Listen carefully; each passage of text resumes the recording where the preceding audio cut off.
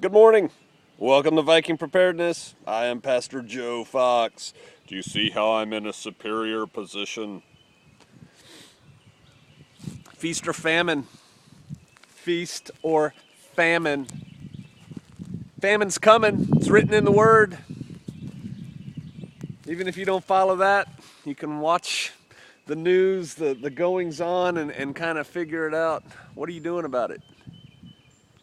You got to take a two-pronged approach, I think. You need to have a robust food storage program. Robust. You need to be able to feed all your people for an extended period of time with food you have in your home or very close by. You know, if you hide it, cache it, that kind of thing. I have many videos on my YouTube site. If you just search in the channel search box, food storage, you'll get lots of videos. Rice, beans, wheat, and corn are cheap. 12 buckets per person is a good start. But I have 10 people in my family. Then you better get started.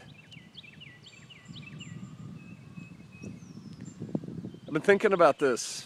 I've been thinking about all the people I have told over the years, get a robust food storage program, and the people who don't listen. It makes me sad. I don't know what they're thinking.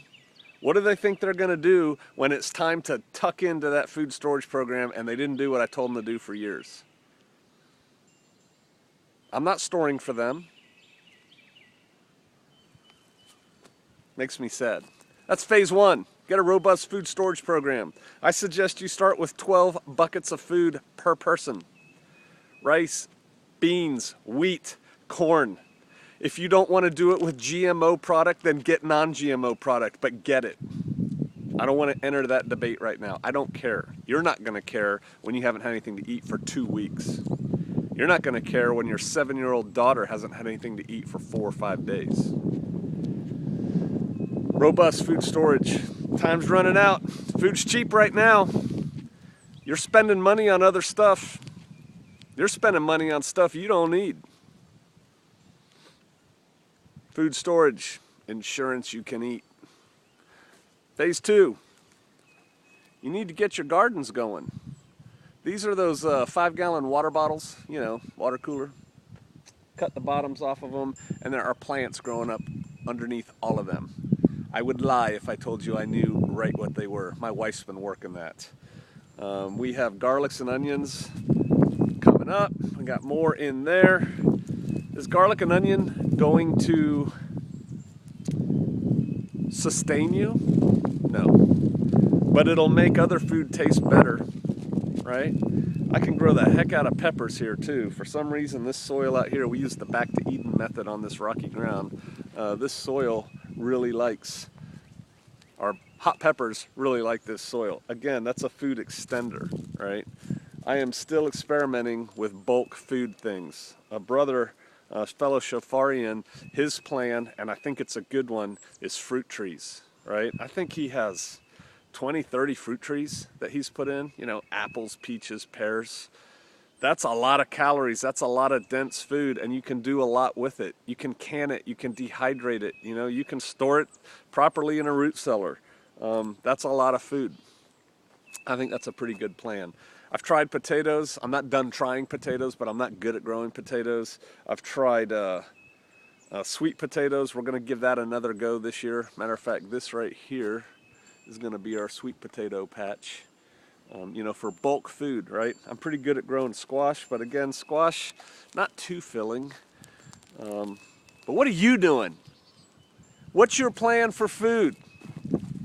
No excuses, no excuses. What's your plan for food? When without notice, there are no more grocery stores, for a myriad of reasons, there is nowhere to go to get food. When Farmer Bob isn't interested anymore in doing any trading with you because he wants to see which way the wind is blowing, so he's not selling, trading, bartering, nothing. What is your plan to feed you and yours? What's your short-term plan? What's your medium-term plan? What's your long-term plan? Short-term, 2 months. Medium-term, a year. Long-term, 5 years. What's your plan? You got critters?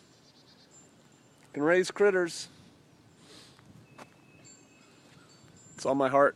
It's on my mind. Famine in the land. You know that part in Revelation where they're weighing out the barley and the wheat? That's all about famine. Weighing out such a small amount of wheat and barley. Famine's coming. What are you doing about it? Quit messing around. Go get busy. Get you some chow. All right. I'll see you out there.